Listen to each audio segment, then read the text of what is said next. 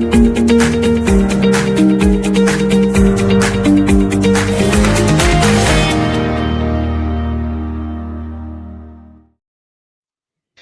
morning, everybody. Welcome to the Energy Realities Podcast. My name's Stu Turley, President and CEO of the Sandstone Group. It is an absolutely wonderful Monday morning here.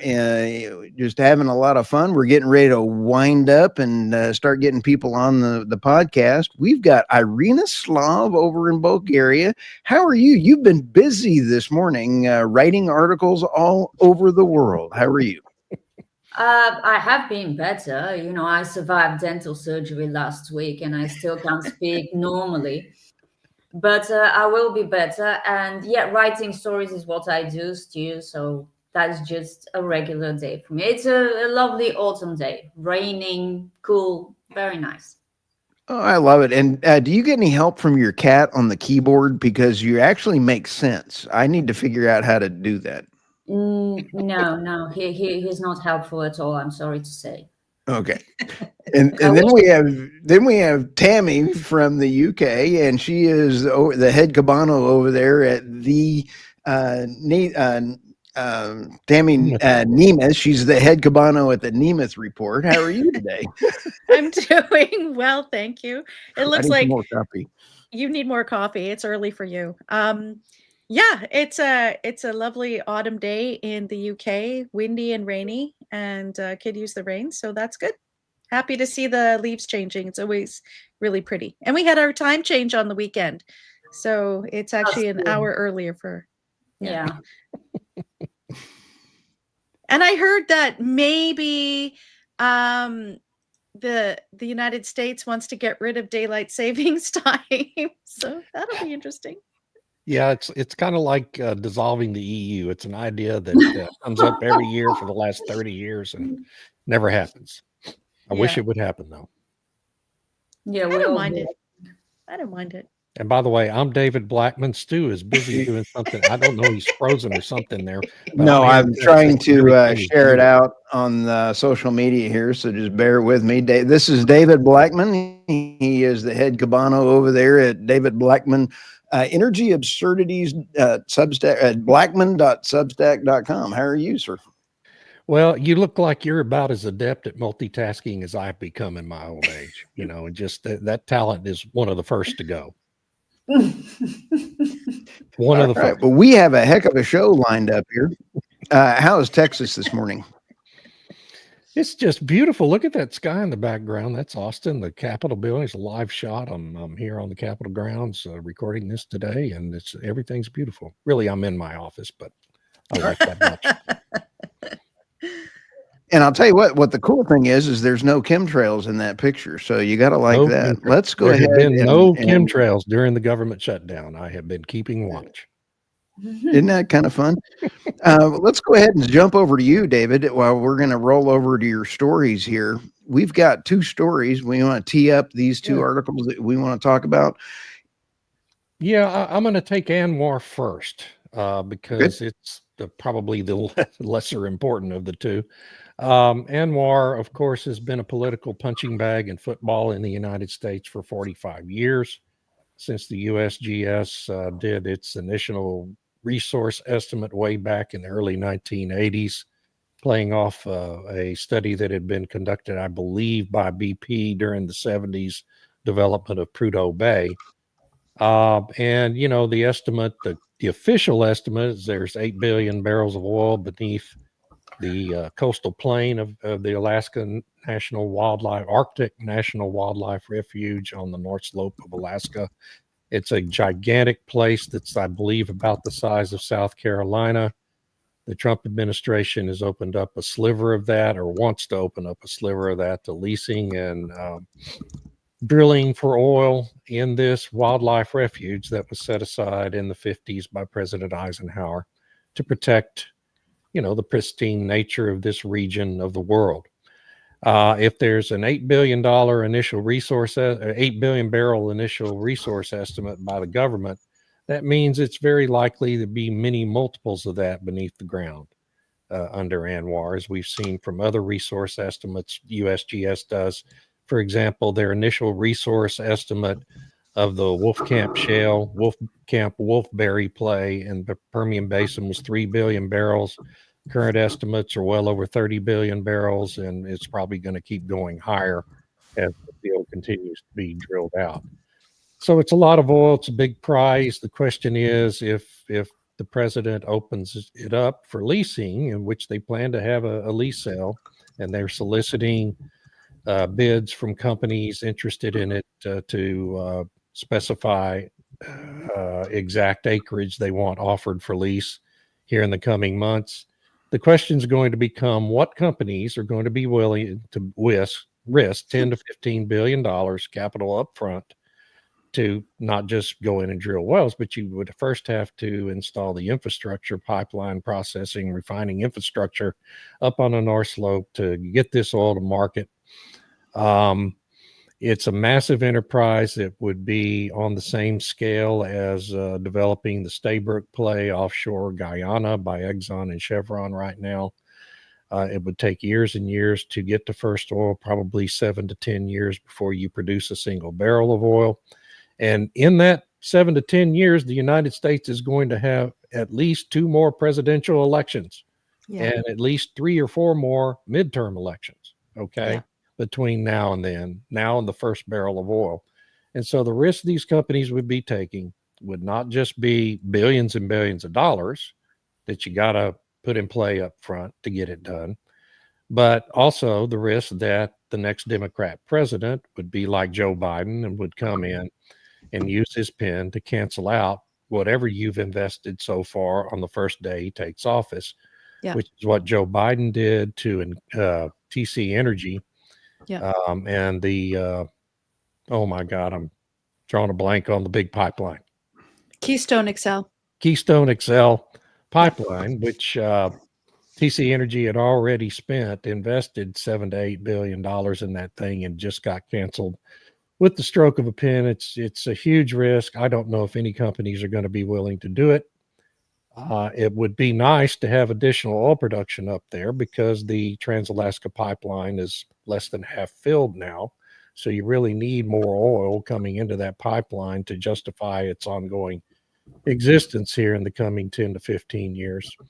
But I just don't know. I mean, I'm pretty ambivalent about Anwar. Personally, these companies have a lot of places to invest their billions of dollars in capital, and maybe this isn't going to be a top priority, but I wonder if the group has any suspicion somebody might actually come in and take the risk. I wrote an article on it, and I said, I'm going to be watching who actually buys the leases. It's going to be a huge tell on who buys the leases. ConocoPhillips is up there. And I've said this before. My granddad was one of the chief geologists discovering the North Slope, loved all my trips up there, actually got to sell equipment to the Alyeska pipeline years and years ago. But here's some of the key things that are going to be some of that. I basically have said, drill, baby, drill sounds good till you have to pay the bills. And $60 is the new $40 oil based on inflation. That is not enough to even keep the lights on in the Saudi kingdom, let alone putting in all that new equipment. So, David, you are spot on. I don't know that it's going to be a drill, baby, drill does not happen at $40. Doesn't happen at $60, and it's about $80. They'll start waking up. Maybe. Yeah, go ahead, Tammy. I would just jump in that when I was a grad student, I wrote a paper on, and I participated in a Canadian Foreign Affairs roundtable on the international implications of opening up Anwar because of the porcupine caribou herd. And the herd crosses the jurisdictional boundary between Canada and the United States. Right. It's always moving back and forth. And that has been a real sticking point, at least in Canada-US relations up there, because of the implications where the main oil leases would take place is in the calving grounds. And so there's, of course, the environmental argument that this will disrupt the calving of this really big herd, which would impact its migration to Canada. And this is where the environmental groups put up their resistance, and the Gwich'in Nation up there, also the Inuit. sort of go against this as well for that reason.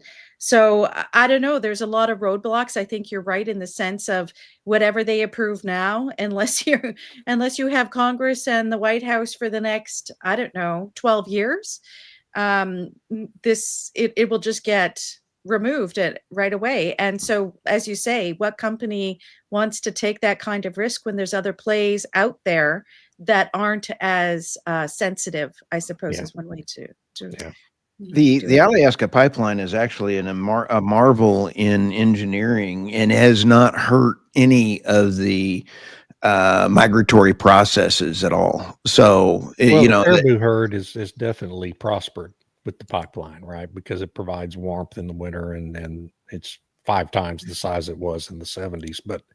But this is a different thing in a different place. It's 300 or 400 miles to the east, and I mean, the ecological concerns, and of course, there's the reputational concern for the company. If you're the one out there, you're going to be taking all the invective from the environmental community, and you're also going to have 100 different challenges in courts that you're going to have to overcome in the United States and international courts, most likely, if you go into there as well. So it's a big deal. Irina, anything to add? I don't think so. I think you've covered everything, especially the political uncertainty that everybody talks about. Yeah. We don't know who will be in charge in 5 years. So why make long-term spending decisions now? It's really too risky. President Trump joked on Air Force One on the way over. He says, I could get another term in. I'll run as a vice president and then go ahead and pump the other guy out. He goes, that'd be kind of mean.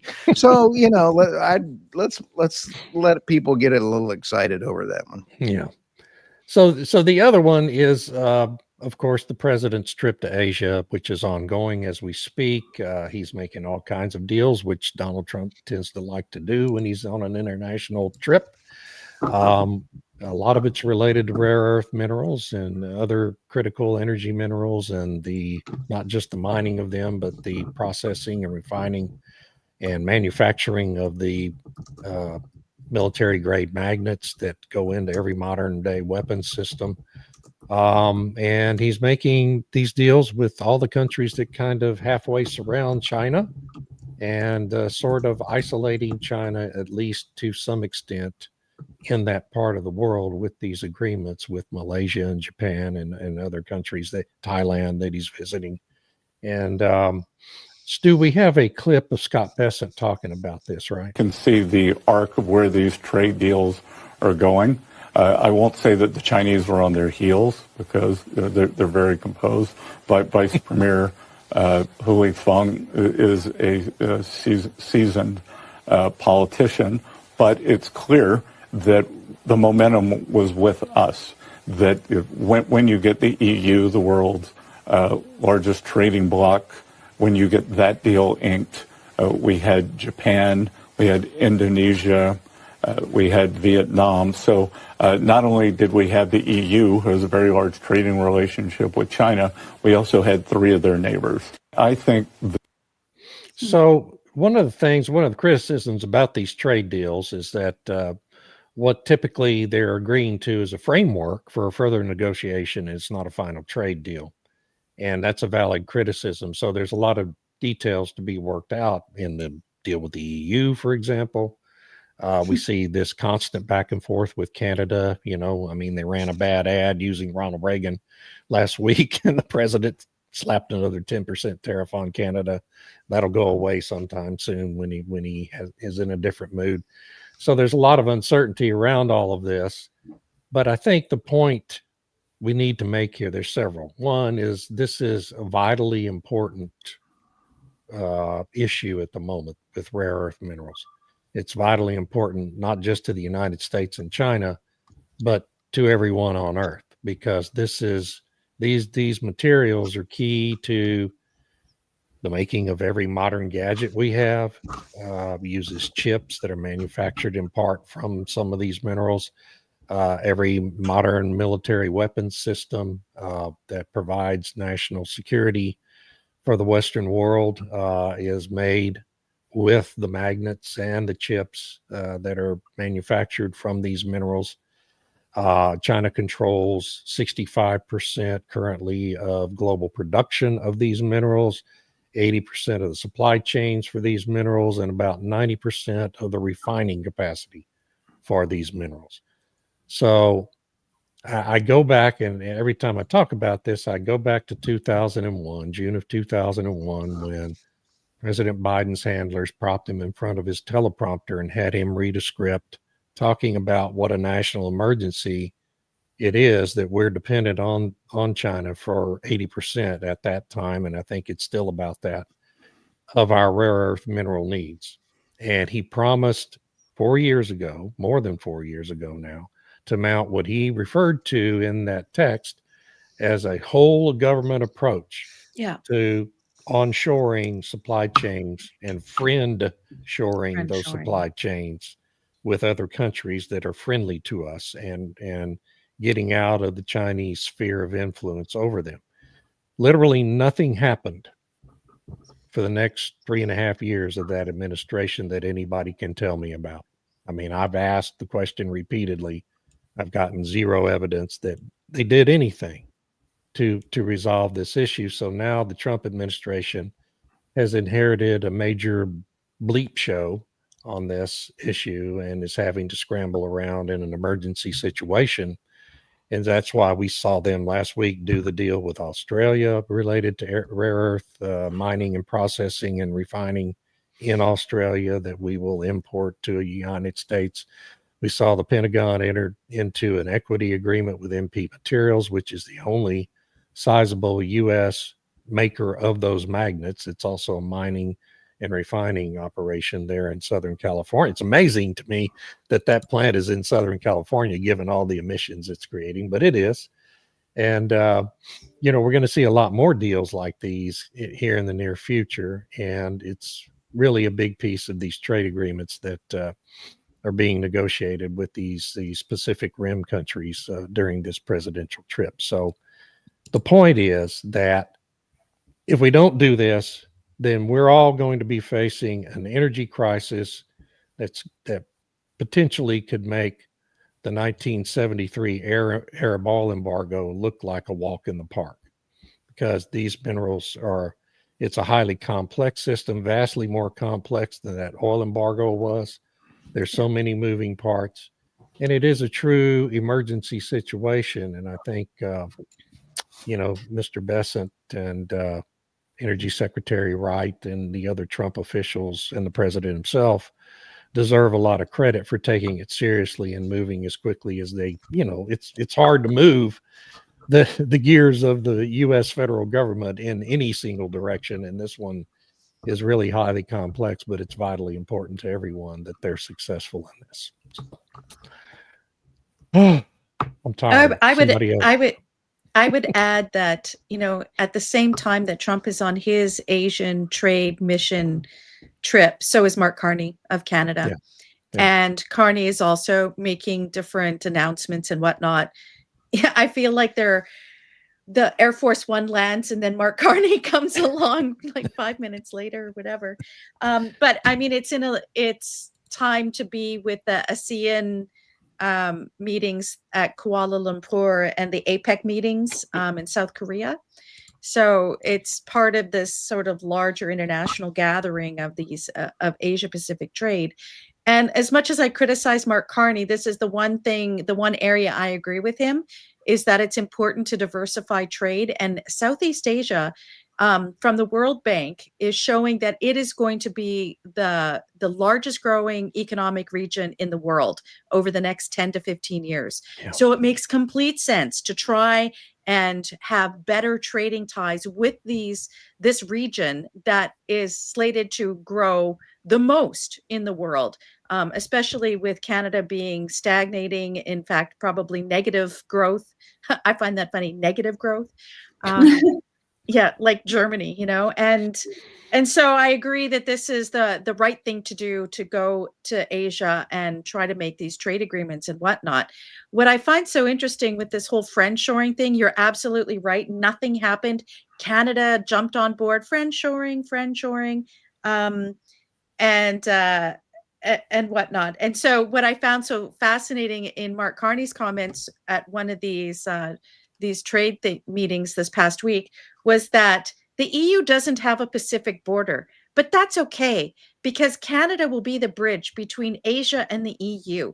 And so the EU can be a minor partner or something in one of these larger Pacific agreements that Canada's in, and Canada will be the bridge. I'm just like, oh my gosh, what is this? This is crazy. What are you talking about? But that's all right. That's Canada just kind of in the tail of what America's doing. Canada's there too. So Stu, didn't George Costanza refer to negative growth as shrinkage? Yes, he did. That was right after he got out of the cold ocean. The hot tub or the Yeah. Could I just make a note about the EU? And I have to respectfully disagree with Secretary Besson, because really getting the EU to commit to buying hundreds of billions of US energy, and not just US energy, is not really something to be proud of, because this commitment is going to, hasten the breakdown or the collapse of the European Union, and you'll be left with nothing. I mean, it is a very big trade bloc, but it's not doing particularly well, because if it doesn't grow economically, it cannot keep affording these imports that it has committed to buy. Yeah. And it cannot grow economically because its energy bill is too high and about to get higher because of these commitments to the United States. So I think Asia is definitely a safer bet for anyone with long-term perspective on anything, really. For sure. Yeah. Stu, that's kind of a signal for your evolving trading blocks narrative, right? Yeah. That was one of my stories that I had here, and Greenpeace and the net zero followers are wrong. The world is bifurcating into new trading blocks. I had fun writing this article, and when you sit back and take a look at Grok, I really enjoyed. Said, hey, could you put Ed Miliband as a Wallace and Gromit character? And poof, here it comes, and it was actually a real shot of him. So I think Grok had a headache that day. But the key thing is, and the fundamentals to this article are all about trade. And when you sit back and take a look at net zero equals deindustrialization. And when you look at deindustrialization, we saw over this past few days, Germany taking down their two towers of their last nuclear. So here's green energy people in a Green New Deal, and they take down all of their nuclear that does not have any emissions. You can't buy this kind of stupid. And so net zero is absolutely horrific. You take a look at California's cautionary tale. California is the same as Canada, the EU, and the UK.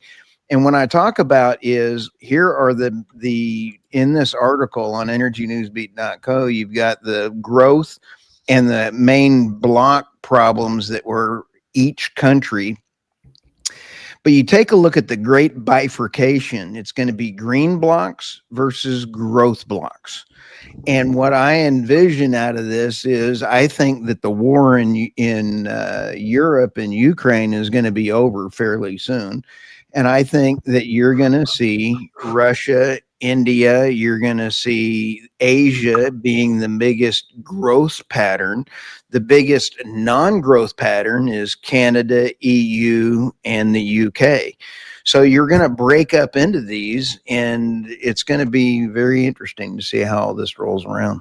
Really is. I like how you categorize that as green versus growth blocks, because it's basically been doing this since 2020 when the EU introduced its Green Deal. Then you had the auto pen era in the United States, and how that was really pushing the United States to join that EU Green Deal global, we're going to redo the global economy.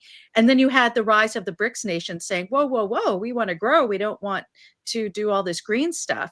But now that, that bifurcation was happening then, it seems to sort of be, I would say, fragmenting a little bit, because the US was originally in that green camp. And now it's like, we want to be in the growth camp. So I'm not really sure how that's going to play out in the long term.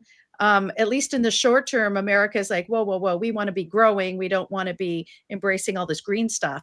But that puts the EU into a precarious situation, because it's full in on the whole green stuff. And now it's like, we can't, how are we going to pull everybody else into this green, sort of global green initiative? And the rejection of, or at least the delay on the vote for the international shipping carbon tax, that was a big blow to the EU's ambitions. And what happened with, which I'm going to talk about in a second, the Corporate Sustainability Due Diligence Directive and all of this climate accounting stuff, that they really hoped that this was going to reshape global trade and make it be in this sort of green formation. And China is interesting because they have their foot in both camps, because with the way they have their social credit system, for them to monitor what everybody's emissions are and to have algorithms sort of, how do I say this politely? Present the data in favorable terms, in favorable ways, in how they do the reporting and stuff. Yeah. That's really easy for them. So for them to jump onto that bandwagon and say, yeah, okay, we'll do net zero, we'll do the carbon accounting stuff, because they have the means in which to present themselves in a more favorable light than people think. So, they have their foot in both, and it'll be interesting to see how that plays out. I don't know. What do you think of that? I think you're right. Absolutely right. And they dominate the manufacturing of all the material needed in components for green energy. So, they get credit for that. And at the same time, they're continuing their massive expansion of coal-fired power plants and are double the emissions, I believe, of the United States now, at least double. And are you talking about China? China's emissions, yeah. Oh yeah. So anyway, it's quite the shell game they have going on. Irina, do you think it's part of that green versus growth blocks? And what do you see as happening in the midterm? Well, it clearly is, even though the EU insists it can do growth and green together at the same time, which I really don't know why they insist on it, but it's breaking down the whole narrative. You mentioned the CSDDD, and now they've agreed to review the internal combustion engine ban, meaning they're going to walk it back, because it's not going to happen. Yes, there are too many member states that do not want it to happen. And it's going to just accelerate this momentum. I've been saying this for years. We have all been saying it. We've been discussing it forever. There is no other way things could happen, because there is only so much reality would allow to be pushed against. And at some point it will reassert itself, and it is reasserting itself. Yeah. Germany already has some of the highest energy costs in Europe and possibly the world. And now they destroyed their last nuclear power plant just to make sure, as Eugippius put it, just to make sure it would never be reopened. Yeah. This is not a sane action. This is not the action of people who are rational. And if you've got irrationality, it will inevitably lead to disaster, sooner or later, but it will be a disaster. Yeah. And that's, boy, I took up half the show. We got to move on. And you can be found at? Dave, blackman.substack.com. Come see me. Boy, I think I had a problem this morning. Holy smokes. Okay, here we go. We got Irina.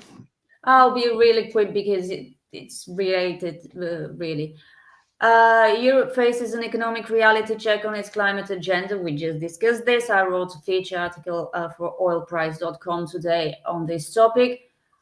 It's what I've been saying, and we have all been saying. They are discovering that the net zero transition is quite expensive, and they're starting to run out of money, and they're starting, worse, to run out of ways to find money to keep financing this transition.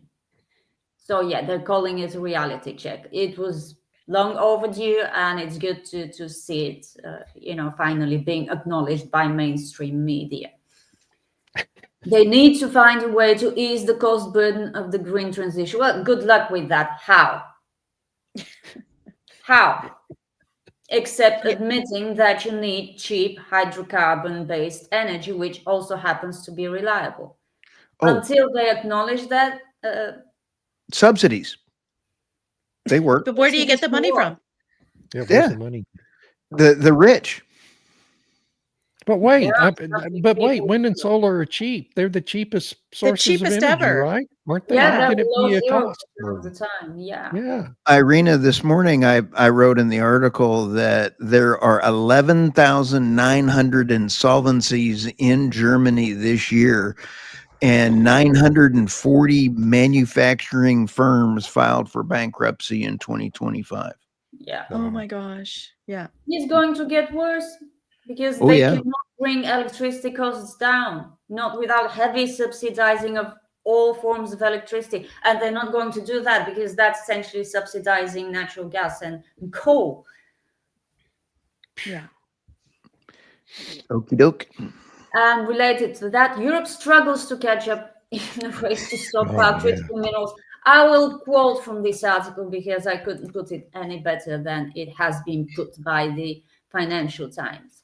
Now, Brussels will launch a consultation on stockpiling before year end on funding and what minerals should be acquired. They will launch a consultation, people. They will talk about what exact minerals we need to stockpile.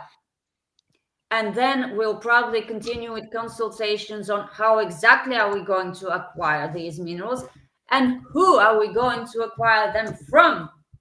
Because who is the dominant power on all these critical minerals? It's China. And there's the US, which is also stockpiling. Yeah. We're going to be in a race with the US. Guess how that race is going to end? It's just disaster after disaster. I thought it was exhausting a year ago. I was wrong. It's just been getting worse, and they're launching consultations and discussing joint buying as if it's a magic solution to all problems. It didn't work for natural gas. It's not going to work now. How are you going to mandate companies to buy critical minerals from, I don't know, Australia? Yeah. I don't know why they need the consultation, because in 2023, they produced the critical minerals list with 34 of the critical minerals. And that includes like copper, antimony, arsenic, bauxite, beryllium, helium, heavy rare earths, light rare earths, lithium, magnesium, and so on and so forth. So they've already got the list. So what the heck are they consulting on? And the other thing that's a bureaucracy. That's a bureaucracy. Right. Bureaucracy. Consultations and discussions. Yeah. And then nothing happens. So it's talk, and nothing happens. And nothing happens. Yeah. Because I thought that one of the sticking points was depending on where you store it. So let's say Germany stores a bunch of critical minerals. How do other countries access it? Because it's in Germany. Right. Yeah. And then it was, what if Italy does, or what if France does? And what's the mechanism for the EU to distribute or disperse the critical minerals that have been stockpiled in which locations? So yeah, I'm trying to imagine Siemens trying to get critical minerals that are stored in Spain, held by the Spanish socialist government or something. And then they're like, no, we don't want to give you access to that. That could, how's that going to work? Possession's 9/10 of the law. This brings up a very worrying development, courtesy of Mario Draghi, who recently said that Europe should move towards pragmatic federalization Yeah. to solve Yeah. all its problems. I really, really don't like this idea. No. Then if they federalize the same way that maybe Canada is, it's just, it chips away at all the of the powers of the states, the member states. Exactly. And it's already bad chipping away at, trying to say that Hungary can't do X, Y, Z, and we're just going to withhold funding. Well, how can you do that? They keep changing the goalposts, and then if they create themselves as this federal entity, I think that would just be disastrous for the rights and the powers of the member states. It will be for everyone, except those in charge. That's why they want it. That's the way to cement their power. Yeah. All these unelected people. Mercy. Elections are risky, as we know. Yes, well, they are. except when they interfere. Right, especially when they're rigged. Yeah. Those are great stories, Irina. Thank you. Great stories. Oh, really The depressing. thing on the stockpiling is just I saw that headline and I almost fainted. I thought, oh my God, if you haven't been stockpiling for the last 30 years, it's too late. I don't know how you catch up. It's hard to see. Particularly with the slow moving bureaucracy at the EU, it's really hard to see how there's a successful effort there. Yeah, it's like what their recent announcement about they're creating this consortium to compete with Starlink, and it's all these the big EU level companies like Thales and Airbus and somebody else, and they're going to combine in order to compete with Starlink, and just like, you guys take forever to do anything. How is It's like NASA trying to compete with SpaceX, Yeah. It's just such a pretense. I mean, it's great. You need competition, but having this sort of federally or the EU involved in trying to compete with a private entity, it's just, I don't know. Typical, yeah. Irina. And your Substack is? It's Irina's Life on Energy, and I try to write regularly. Apparently, I write too much for some readers, but I'm not going to stop. So Yeah, I have that problem too.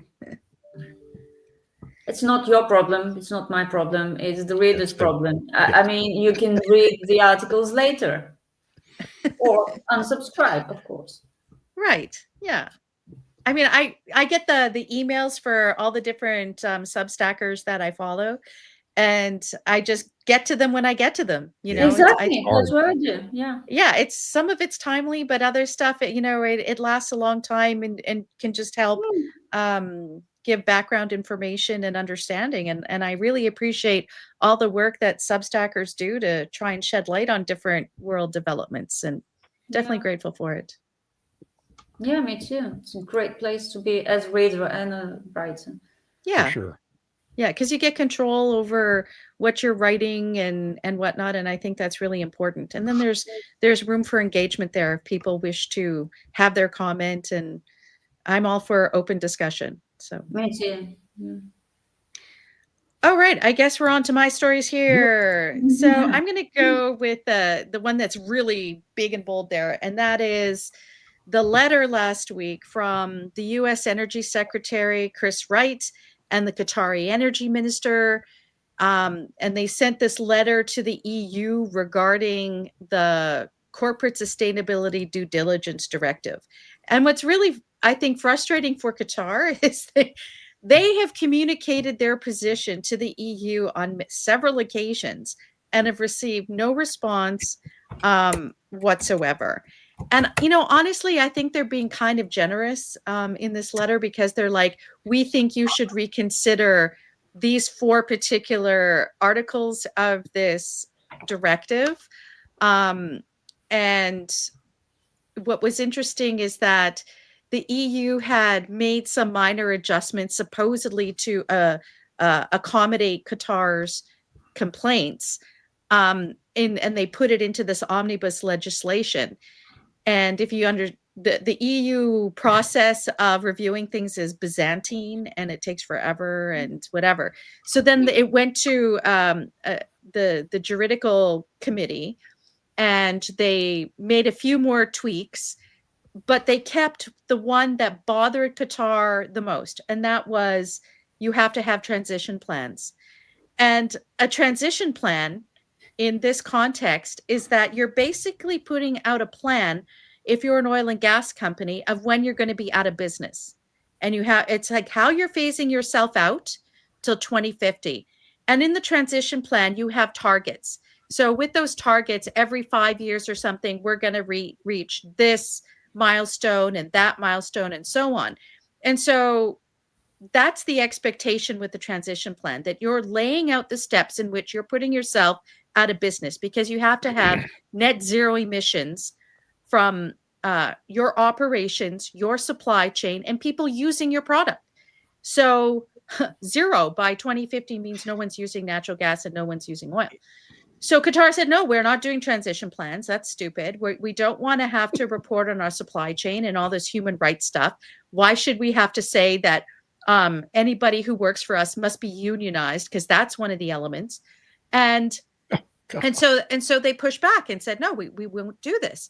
So the EU tweaked some stuff and said, well, okay, you just have to account for people in your immediate supply chain. But if you hear a rumor that someone down the supply chain that you're not directly dealing with may be having bad practices, you still need to kind of investigate.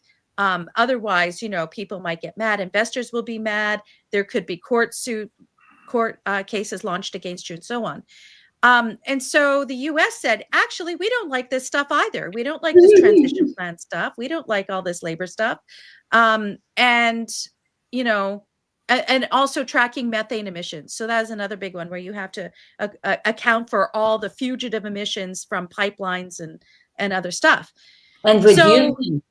And reduce them, right, by 2050. So they tweaked some stuff and said, okay, you have to have a transition plan, but you don't have to put steps in for how you're going to reach your outcome in 2050. But of course, that's all open for litigation, where activist groups will say, hey, but you need to have these steps. We need to know, blah, blah, blah. And interestingly, as a bit of a side note, Total Energies lost a case in France last week that said, by just making a general statement that they're committed to reaching net zero by 2050, it's greenwashing. And they're liable for misleading the public and investors by just making a general statement that we agree we're going to try to get to net zero by 2050. So that should have a chilling effect also for what these transition plans are. Because even if they say, well, it's not required, we'd like you to do it, but it's not required, the ENGOs will take you to court and you'll have to be forced to do it anyway and run that legal gauntlet. So they wrote this letter. Then the EU they voted and said, we're not going to accept the changes in the omnibus. So now it's going back to the drawing board and then by November 13th or something, they're going to have another vote on whether they move forward. So basically the US and Qatar are threatening that they will stop LNG exports to the EU unless substantive changes are made or the legislation is repealed, the directive.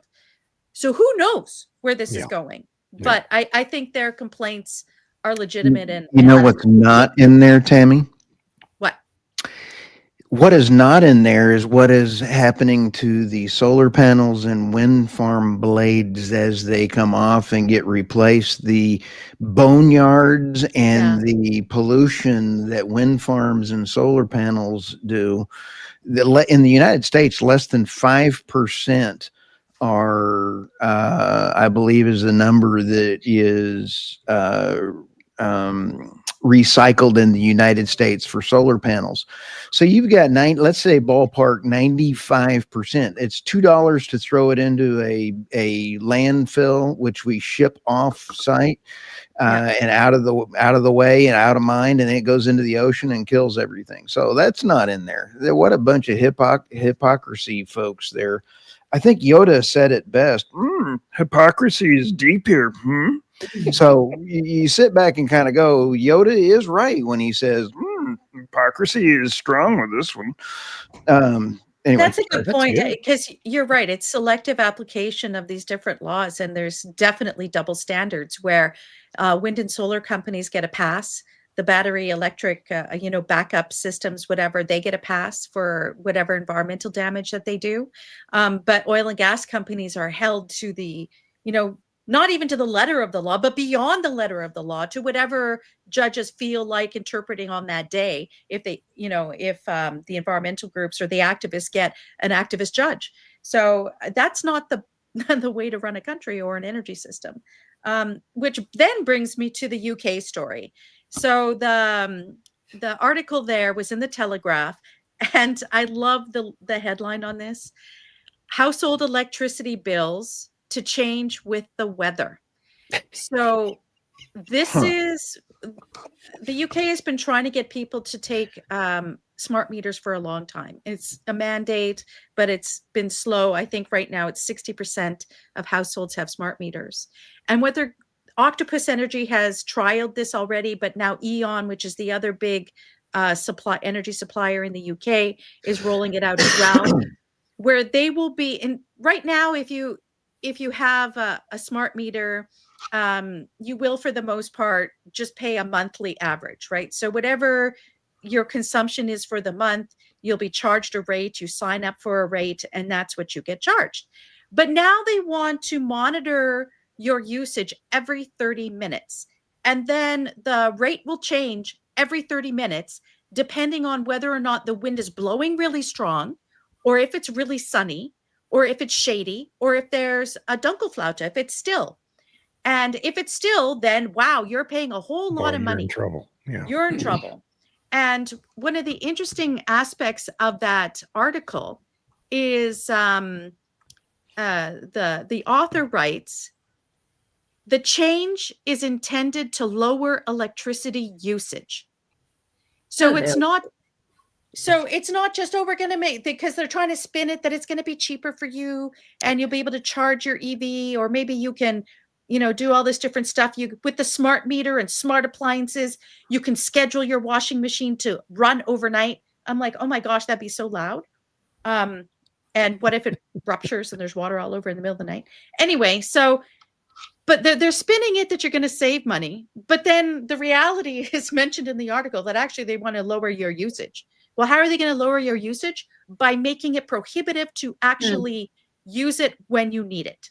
And I think the most important point made in the article was from the shadow energy minister, who said that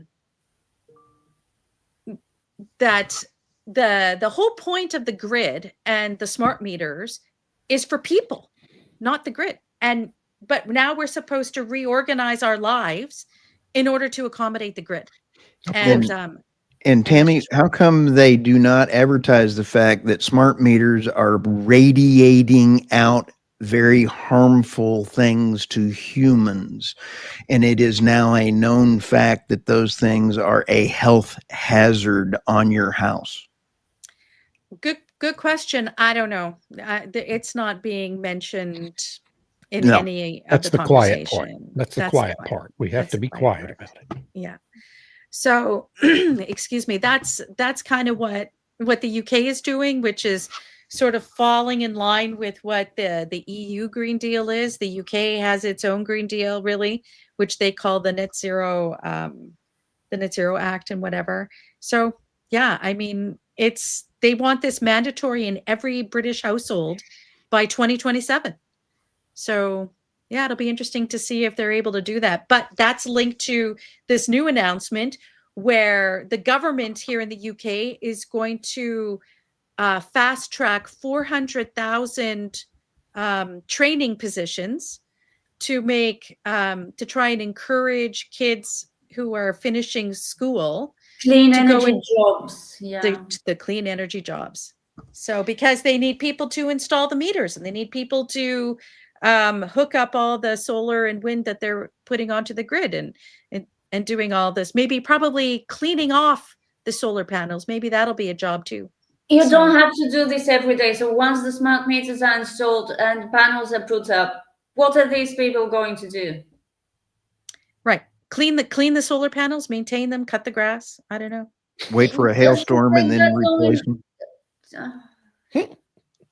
Right. So and then because they're also mandating that everybody put a heat pump in their home, and the manufacturers of the heat pumps are saying, well, we don't have enough installers, so they're going to rush people through training to install these heat pumps, which aren't necessarily going to be installed in the correct fashion. And there's already complaints that the installers aren't doing a good job, and there's leaks and mold and various other things. So yeah, apparently all these young people are going to be trained to install heat pumps and plumbing for the heat pumps and installing the smart meters. And I'm sure there's going to need maintenance because the smart meters are prone to breaking down and reporting incorrectly. And then the other thing they announced, it was a new ombudsman. Tammy, your other article here, clean energy jobs that we're talking about right now, boom to bring thousands of new jobs. There's 400,000 by year 2030. How many people are employed in the oil and gas industry? A lot more than that. Well, I mean, they're going to be put out of work, right? Ding. Because, North Sea is being shut down. Refineries are being closed. So, yeah, I don't know. And are they going to retrain those people for these green jobs? I don't know. There is close to 1 million young people out of work in the UK. A reader told me 928,000 or something like that, many of whom are out of work and out of education due to mental problems. Yeah. Which is very interesting. Climate anxiety in the UK, Climate I suspect, is anxiety. I quite don't know high. if it's climate anxiety or social anxiety or whatever else is trendy, or I'm being unfair. Young people do suffer. They have trouble adjusting to living in society because of online addictions and all that. Yeah. But it raises the question, how are you going to train all these necessary technicians? How well are you going to train them, as you pointed out? And what happens if these young people don't want to become solar or heat pump technicians? Can't force them. Yeah. So part of the announcement made was that they're going to establish 5 new clean energy technical excellence colleges. Oh my goodness, come on. Yeah. So they're now going to, right now, the Tony Blair, when he was in power back in the late 90s, early 2000s, it was to push all the young people into universities because, until he was there, you only went to university if there were like engineering jobs, doctors, lawyers, if you're going to be an academic or whatever. And so there was a smaller percentage of students who went into universities. But then he said, I want 50% of all students to go to university. So the universities expanded like crazy in the UK and they pushed a whole bunch of people who probably shouldn't be going to university into universities. And now they're like, we don't need more sort of social justice warriors. We have enough. We now need people who can actually physically do stuff because they're plumbing, electrician, welding, and so on. So that's the direction that they're going, and to set up these new colleges in order to train. But again, what's the quality of that training, especially if the people don't necessarily want to go, but they're like, what option do I have? So yeah, it's horrible. Stu, the problem with being the moderator is you end up with the last 5 minutes of an hour-long show. sorry. No, I am quite happy. You guys know I an took up awful half lot. of it. No, is this part of? We've already talked about this. Yeah, we're done. Yeah. Okay, and how do people find you? You can find me at the nemethReport.substack.com. All right. That's it.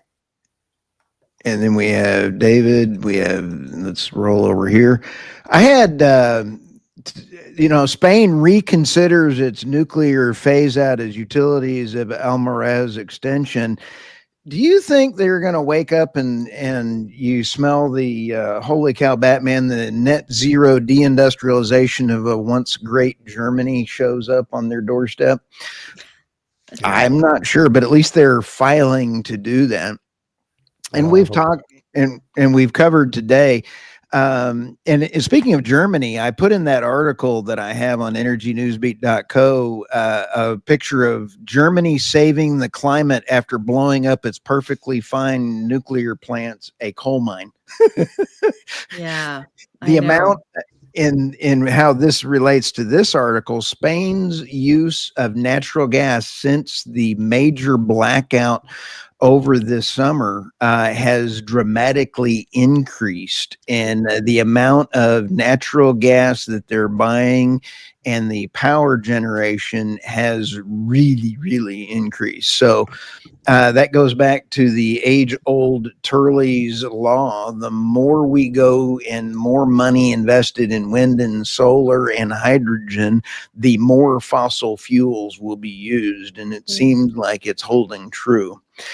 The rare earth we've covered very nicely on all of this kind of stuff. So, but I'll tell you, you sit back and take a look at Secretary Chris Wright on the interview that he had with, that's on energynewsbeat.co as well. And I've got the whole video on there, and Secretary Chris Wright hit it out of the park with Larry Kudlow.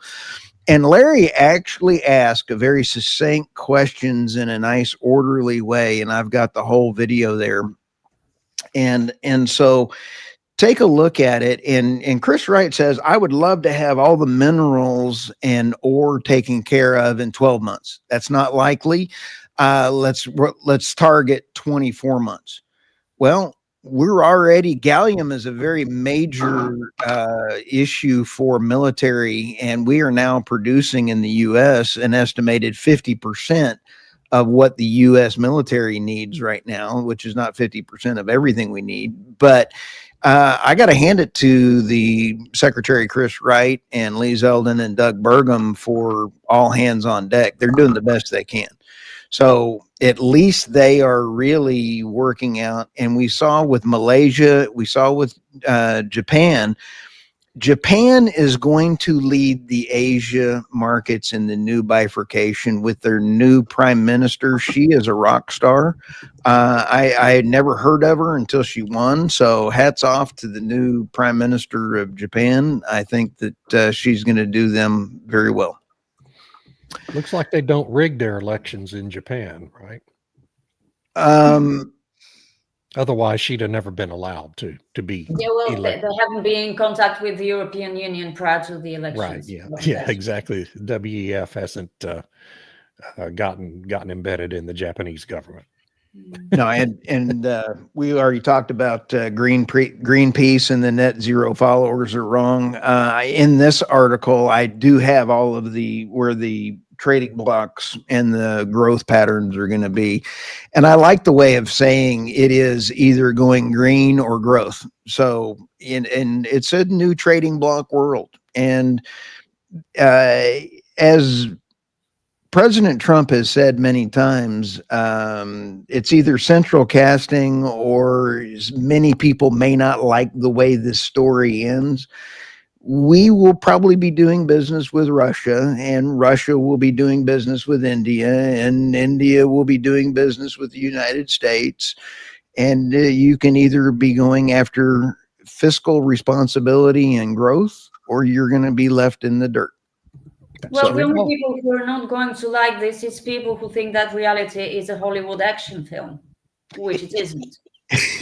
Well, I'm sorry, but it's a fact. A lot of people see the world in precisely that way. Yeah. It's an action movie. There's the good guys who can do bad things because they're the good guys and they're justified in doing bad things. And there are the bad guys who could never, ever do anything good at all because they're the bad guys. And whatever they do, it's bad because it's them doing it. This is literally the perspective on the world that I'm seeing on social media all the time. It's a bit scary, but I do keep hoping that it's only characteristic of a small minority of people and more. Uh-oh. Uh-oh. Irina froze. Oh, goodness. Her dental implant hit. I don't know. You Well- censored her. That's right. Uh-oh. Well, with that, we're about out of time, and we sure had a great discussion here. David, any last words? Just that. My cap is my Charlie Kirk tribute cap. It says, "Truth is not hate speech." By the same token, reality is not denialism. Keep There that you in go. mind as you go forward, folks. Truth is strong with you today. And then we have Tammy. Any last thoughts? Nope. I thought we covered a lot of ground today, and I'm grateful for all the people who got up early to tune in. Yes, thank you. All right. With that, this was the Energy Realities podcast. This will be out on all of our Substacks. And thanks. And let's have an absolutely fantastic week. You can always reach me on energynewsbeat.co or theenergynewsbeat.substack.com. Have a great day, guys. See y'all. Awesome. Thanks everybody. Bye.